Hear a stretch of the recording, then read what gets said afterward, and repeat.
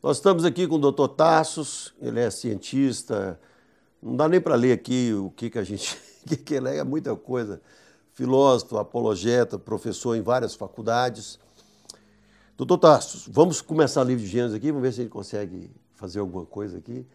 Então eu fiz uma proposta aqui para o Dr. Tarssos para nós estudarmos o livro de Gênesis. Então vamos começar no versículo 1. No princípio criou Deus os céus e a terra. Doutor Tarssos, no princípio, aí a gente está falando de tempo, né? Aqui a gente já tem que parar, né? Porque nós temos aí vários atributos de Deus com relação a tempo, né? Nós temos uma turma aqui, né, Tomás de Aquino, Agostinho e outros grandes, eles acreditavam que Deus é atemporal. Tem uns que acreditam que Deus, como o Drake, né, que ele era atemporal, mas ao criar ele se torna eterno e temporal. E temos algumas teologias aí que falam que Deus ele é temporal. O que a gente, para você indicar, uma pessoa que começa a estudar Gênesis aqui sobre esse assunto? Primeiro verso, né, das Escrituras, né, no princípio criou Deus os céus e a terra, traz algumas teses revolucionadoras, né? Para você entender a questão do princípio, você tem de entender o uso do verbo criar.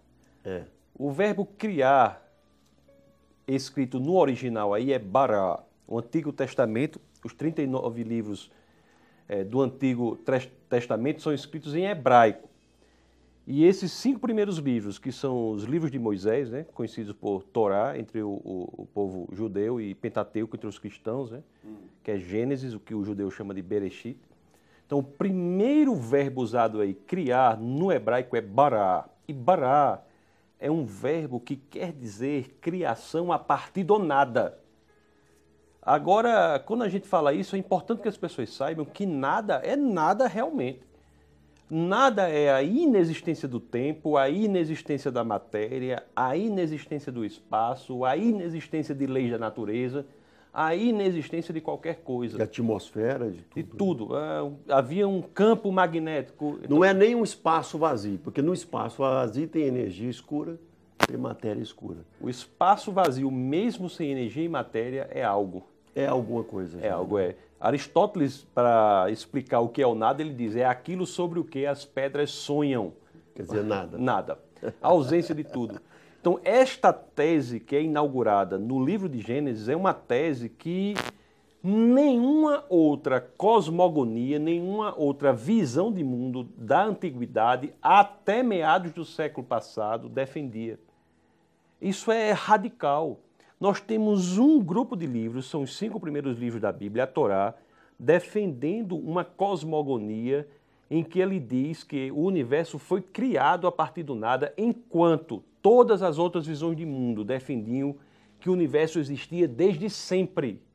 Nunca havia sido criado. A Grécia, por exemplo, com a sua visão de que Demiurgo moldou o universo, mas defende que ele moldou o universo a partir de uma matéria que existia desde sempre. Então, essa primeira fase da Bíblia é revolucionadora, tem sido entendida, ou foi entendida por pelo menos 33 séculos, ou se você analisar, desde da Grécia Antiga até o idealismo alemão, durante todos esses séculos, sempre, qualquer outro livro, à exceção desses 5 livros de Moisés, defendia a tese de que o universo existia desde sempre. O universo é eterno, né? Eterno. Aí nós temos aí uma visão diferente. Não, o universo foi criado a partir do nada. Não existia tempo, matéria, espaço, nem sequer leis da natureza.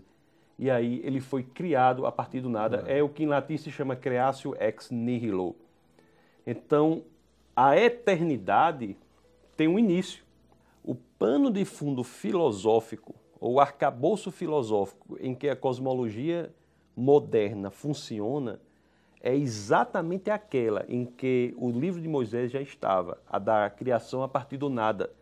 É que os cientistas, em metade do século passado, em meados do século passado, se depararam com algumas coisas em ciência e foram eles, os cientistas, forçados a reformular o seu entendimento.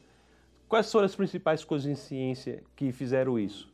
A questão da segunda lei da termodinâmica, a descoberta do universo em expansão com o telescópio Hubble, A descoberta da radiação de fundo com os cientistas Penzias e Wilson. Se ele está em expansão, é porque havia uma tendência dele ter expandido de algo. Se ele está em expansão, e isso, pelo telescópio Hubble, a gente consegue ver, porque eles têm uma tendência à cor avermelhada. A tendência à cor avermelhada, então quer dizer, por uma questão física, que ele está em expansão, está se afastando.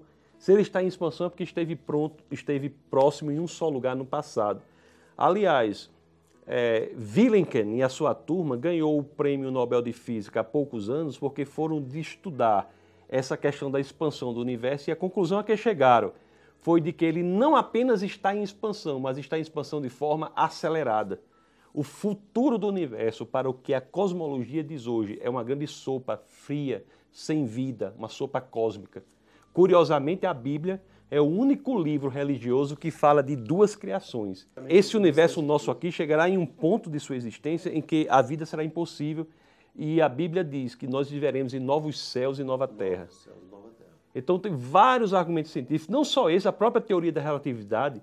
Einstein, quando cria a teoria da relatividade... Ele tentou até fazer aquela constante, né? Ele coloca a constante cosmológica, porque ele cria teoria, ele olha para a teoria diz a ele que o universo teve um início. Aí ele diz, eu não quero assim. Porque o cientista, quando se deparava com a ideia de que o universo tinha um início, surgia para ele a pergunta, se ele é uma criação, quem é o criador? Quem é? Então, aí ele coloca a constante para alterar, mas só que ao colocar a constante, a matemática não bate mais. Por uma divisão por zero, ele é obrigado a tirar a constante, e a teoria da relatividade passa a dar um modelo de universo com início. Entre outros tantos argumentos científicos que nós podemos passar o programa todo só falando sobre eles. Mas o importante é dizer que a ciência forçou o cientista, contra a vontade do cientista, a assumir a tese que Moisés já tinha escrito há pelo menos 3 dezenas de séculos.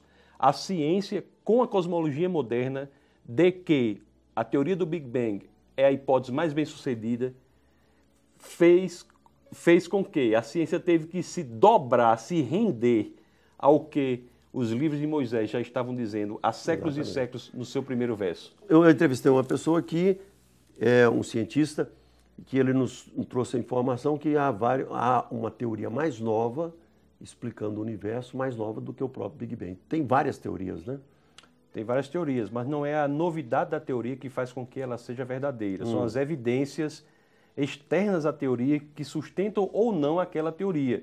O que ocorre é que, para os modelos de mundo de criação a partir do nada, de que o universo esteve em um determinado ponto e dali ele foi criado e expandiu, é que nós temos evidências como a segunda lei termodinâmica, o universo em expansão com o telescópio Hubble, radiação de fundo, galáxia semente, teoria da relatividade, existência de urânios radioativos, até evidências filosóficas.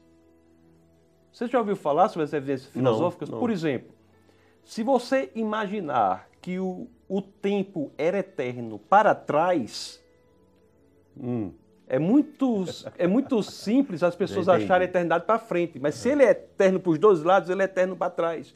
Se o tempo é eterno para trás, como é que nós poderíamos ter chegado a hoje? Não há conjunto infinito de objetos reais. Existem objetos imaginários, mas o dia é um objeto real. Portanto, não há como nós termos chegado até hoje se o número de dias fosse eterno para trás. Então, até argumentos filosóficos demonstram que, em algum momento do passado, o tempo, a matéria, o espaço, o universo, as próprias leis da natureza se iniciaram. A própria matéria ela precisa de uma finitude. Seria mais ou menos isso. Eu não tenho condições de imaginar um eterno para... Existe alguma coisa que pode ter dado um movimento? Você pode... As visões de mundo, todas defendiam a matéria existindo desde sempre. A matéria. Mas o que nós estamos dizendo, o argumento filosófico, que talvez seja o mais delicado deles, é de que nós só chegamos a hoje porque o número de dias para trás é finito. Do contrário, se fosse infinito para trás, nós nunca chegaríamos até hoje. Porque teríamos um número infinito de dias antes para serem cumpridos. Legal, essa é nova para mim. Essa eu não tinha visto ainda não. Mas que bom. Já terminou o nosso bloco aí? A hora que a gente começa a esquentar aqui, ó. Esse pessoal está nos perseguindo. Mas a gente vai, no próximo programa, então, o Dr. Tasso vai continuar te explicando aqui. A gente não conseguiu sair aqui ainda no princípio. Criou Deus os céus e a terra. Vamos tentar falar que a terra era sem forma e vazia no próximo programa. O Ciência e Fé termina aqui e a semana que vem a gente continua aqui com o Dr. Tasso. Paz, Deus te abençoe.